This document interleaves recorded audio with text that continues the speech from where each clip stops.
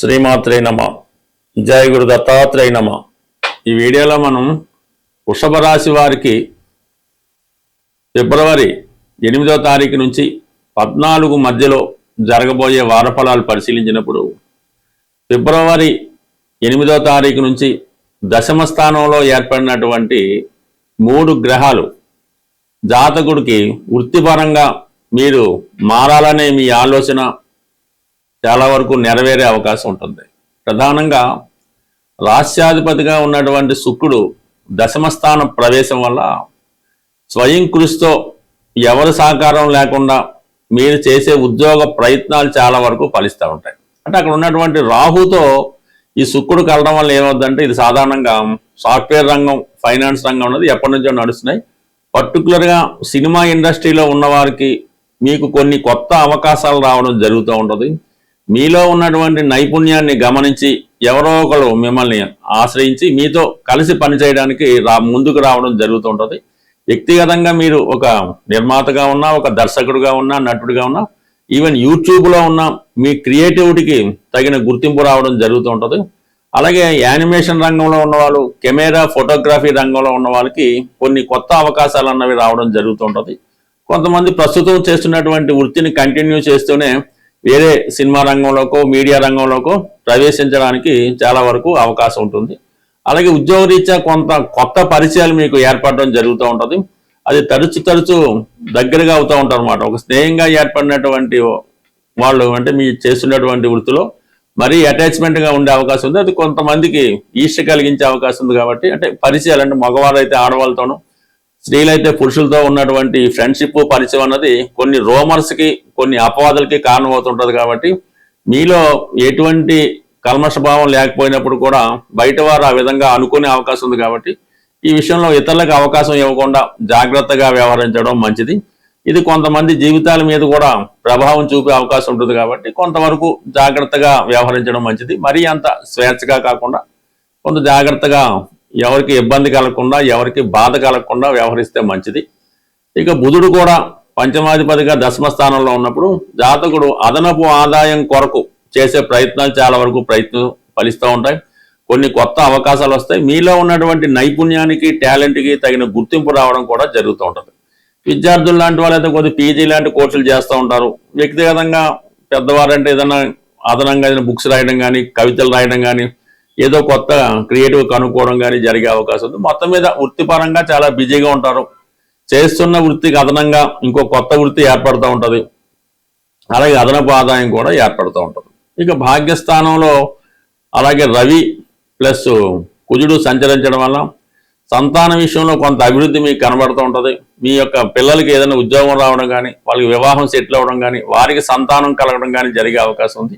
అనూహ్యంగా మీకు వృత్తిలో ఒక ప్రమోషన్ లాంటిది కూడా ఈ వారంలో కానీ రాబోయే 15 రోజుల్లో, నెల రోజుల్లో మీకు వృత్తిపరంగా కొంత ఇంప్రూవ్మెంట్ కూడా, డెవలప్మెంట్ కనబడుతుంటుంది. ఎందుకంటే భాగ్యస్థానంలో ఉన్నటువంటి ఈ రవి తొందరలో ఈ వారం చివరిలో దశమ స్థానంలోకి రావడం జరుగుతూ ఉంటుంది. దశమంలో రవి వచ్చినప్పుడు దిగ్బలుడై కంప్లీట్గా మీకు వృత్తిపరంగా కొంత ఇంప్రూవ్మెంట్, బాధ్యతలు కూడా పెరగడం జరుగుతూ ఉంటుంది. ఇక ప్రధానంగా ఆర్థిక సంబంధించిన విషయాల్లో చాలా వరకు లాభస్థానంలో ఉన్నటువంటి శని భగవానుడు, శని భగవానుడు లాభస్థానంలో ఉండడం వల్ల శని యొక్క కారకత్వాలతో పాటు శని యొక్క రాసులైనటువంటి మకరంలో ఉన్నటువంటి శని కుజులు, అలాగే కుంభంలో ఉన్నటువంటి రాహువు, శుక్ర, బుధులు, ఈ 5 గ్రహాలు కూడా 11వ స్థానంలో ఉంటే ఎటువంటి ఫలితం ఇవ్వడం జరుగుతుందో అటువంటి ఫలితం రావడం జరుగుతూ ఉంటుంది. అంటే మొత్తం మీద ఏంటంటే మీకు ఇప్పుడు 11వ స్థానంలో 6 గ్రహాలు ఉన్నట్టు ఫలితం రావడం జరుగుతుంది. కాబట్టి మల్టిపుల్గా మీ యొక్క ఆదాయం అనేది పెరుగుతూ ఉంటుంది. వివిధ మార్గాల ద్వారా రావడం జరుగుతూ ఉంటుంది.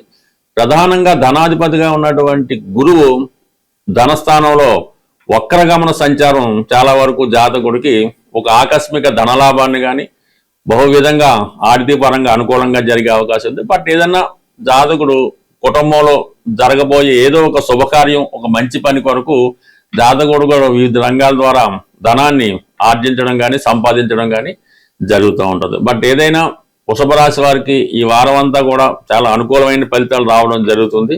ఏదో ఒక శుభవార్త ఈ వారంలో మీరు వినడం జరుగుతుంది. కుటుంబానికి కూడా ఎక్కువ శ్రద్ధ పెట్టి, కుటుంబ సభ్యులకు కూడా, మీతో పాటు మీ కుటుంబ సభ్యులకు కూడా ఏదో ఒక అభివృద్ధి ఈ వారంలో వచ్చే అవకాశం ఉంటుంది. ఈ వారంలో ప్రధానంగా శని త్రయోదశి 14వ తారీఖున శని త్రయోదశి రావడం జరిగింది. ఆ మన్నాడు 15వ తారీఖున మహాశివరాత్రి కాబట్టి ఏదైనా ఈ సకల రాసుల వారు కూడా జీవితంలో మళ్ళా తిరిగి పుంజుకోవాలంటే ఈ ప్రధానంగా ఈ 2 రోజులు మరి మన శని త్రయోదశి రోజు ఏదైనా శని క్షేత్రాన్ని దర్శించడం, ఏదో మన మందవిల్లని అని కొన్ని శని క్షేత్రాలు దర్శించి అక్కడ పూజ చేయించుకోవచ్చు.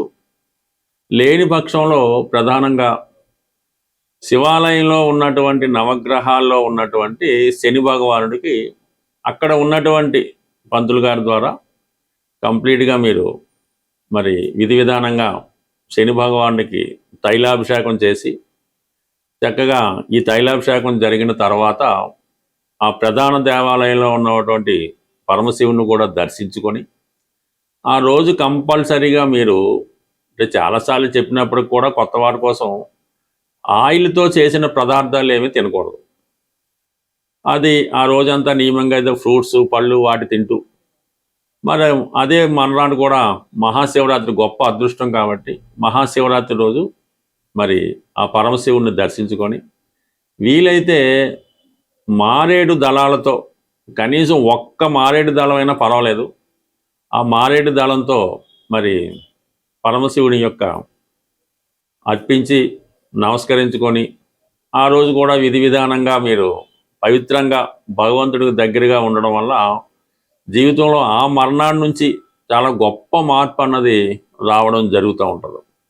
అయితే ఈ మహాశివరాత్రి రోజు వీలున్న వాళ్ళు అంటే ప్రతిదీ పెద్ద టెంపుల్లో పంచారామాల్లో కాశీక్షేత్రంలో అక్కర్లేదు, ఎక్కడ ఏ శివలింగం ఉన్నా వీలైతే రుద్రాక్షలు అంటే ఎన్ని ముఖాలైనా పర్వాలేదు, ఎన్నైనా పర్లేదు, మరి శుభ్రమైనటువంటి వాటర్లో వేసి ఆ రుద్రాక్షలతో శివునికి అభిషేకం చేయవలసి ఉంటుంది.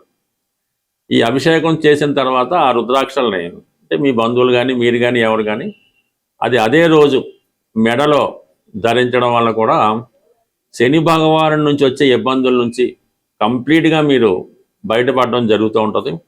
అంటే ఒక విధంగా ఈ రుద్రాక్ష ధరించడం వల్ల మీలో ఉన్నటువంటి కోపం అంటే బాగా తగ్గిపోతుంటుంది, చాలా ఓర్పుగా సహనంగా ప్రవర్తిస్తూ ఉంటారు. ఆటోమేటిక్గా మీకు ధనాకర్షణ పెరుగుతూ ఉంటుంది, ముఖంలో ఒక విధంగా గ్లో పెరుగుతూ ఉంటుంది, ఒక గౌరవమైనటువంటి హోదా కలుగుతూ ఉంటుంది. దీంతోపాటు మీరు ధరించగలిగితే విభూతి ధారణ వల్ల విభూతి ధారణ కూడా అలవాటుగా చేసుకొని ప్రతిరోజు ధరించడం వల్ల జీవితంలో కంప్లీట్గా చేంజ్ అన్నది రావడం జరుగుతూ ఉంటుంది. అది ఒకసారి మీరు ప్రయత్నం చేయండి, ఎంతో కొంత మీ జీవితంలో మార్పు అన్నది రావడం జరుగుతుంటుంది. అంటే దీనికి ప్రత్యేకంగా ఏలినాడు శని జరుగుతుంది, అష్టమ శని జరుగుతుంది కాబట్టి వాళ్ళే చేయలేని రూల్ ఏం లేదు, ఎవరన్నా చేయొచ్చు, ఎవరు చేసినా కూడా ఫలితం రావడం జరుగుతూ ఉంటుంది. బట్ ఏదైనా నమ్మకంతో ఎంత చిన్నగా అయినా ఎంత చిన్న దేవాలయంలో చూసినా ఆ ఫలితం వస్తుంది తప్ప పర్టికులర్గా అక్కడికే వెళ్ళాలి, ఆ క్షేత్రమే దర్శించాలి అని ఏం పెట్టుకోవద్దు. మీకు అందుబాటులో ఉన్నటువంటి ఏ శివాలయం అయినా ఏ శివలింగానైనా దర్శించి ఆ స్వామి యొక్క ఆశీస్సులు పొందుతారని ఆశిస్తూ స్వస్తి.